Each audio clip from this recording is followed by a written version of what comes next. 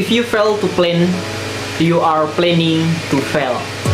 Kata-kata yang disebutin sama Benjamin Franklin mungkin kelihatannya sederhana, tapi maknanya itu cukup dalam.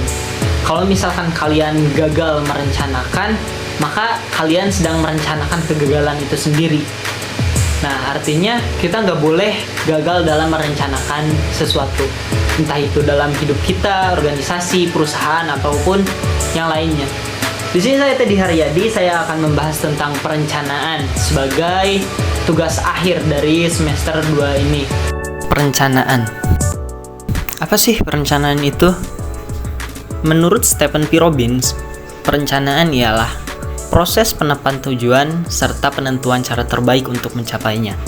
Sedangkan menurut Henny Herawati, perencanaan ialah proses pengambilan keputusan yang merupakan dasar bagi kegiatan-kegiatan ekonomi dan efektif pada waktu yang akan datang. Perencanaan sangat penting dalam memberikan arahan yang jelas, memusatkan usaha ke arah target, menjadi pedoman dalam pengambilan keputusan, serta membantu dalam evaluasi kemajuan. Adapun fungsi perencanaan itu terbagi menjadi dua, fungsi protective benefit dan juga fungsi positive benefit. Fungsi protective benefit ialah fungsi perencanaan agar kita tidak salah dalam mengambil suatu keputusan. Sehingga dengan perencanaan yang matang, kita dapat meminimalkan kemungkinan membuat keputusan yang impulsif, mempersiapkan diri menghadapi kondisi yang tidak pasti, serta membuat dasar pengendalian evaluasi kerja yang tidak baik. Adapun fungsi positif benefit ialah fungsi perencanaan agar meningkatnya peluang keberhasilan suatu organisasi yang bertujuan menyusun strategi dan langkah yang lebih efektif. 2. Meningkatkan koordinasi dan efisiensi operasional. 3. Memperjelas pembagian tugas dan tanggung jawab.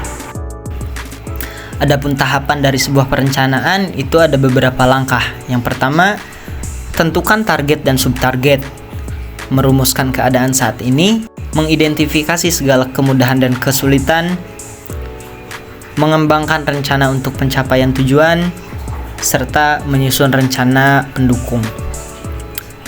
Dalam tahapan perencanaan ini, ada suatu analisis yang bisa kita pakai, yaitu analisis SWOT, strengths, kekuatan, weakness, kekurangan, opportunities, kesempatan, dan threats, ancaman. Adapun tingkat perencanaan itu terbagi menjadi 3, tingkat jangka panjang, menengah, dan juga pendek. Jangka panjang biasanya lebih daripada 3 tahun. Pada tingkat ini meliputi visi misi perusahaan serta menentukan arah perusahaan secara luas. Sedangkan tingkat perencanaan menengah yaitu berjangka antara 1 sampai 3 tahun.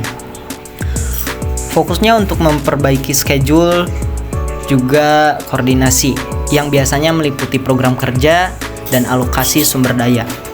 Yang terakhir, tingkat perencanaan jangka pendek yang meliputi pelaksanaan dan efisiensi operasional.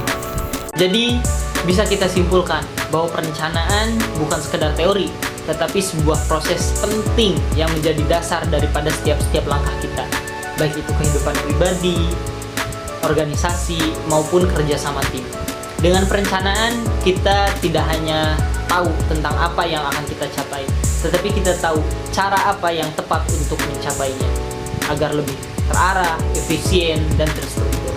Karena kembali lagi seperti yang dikatakan di awal, if you fail to plan, you are planning to fail. Maka dari itu, mulai sekarang, jangan hanya bergerak, tetapi bergeraklah dengan rencana. Terima kasih.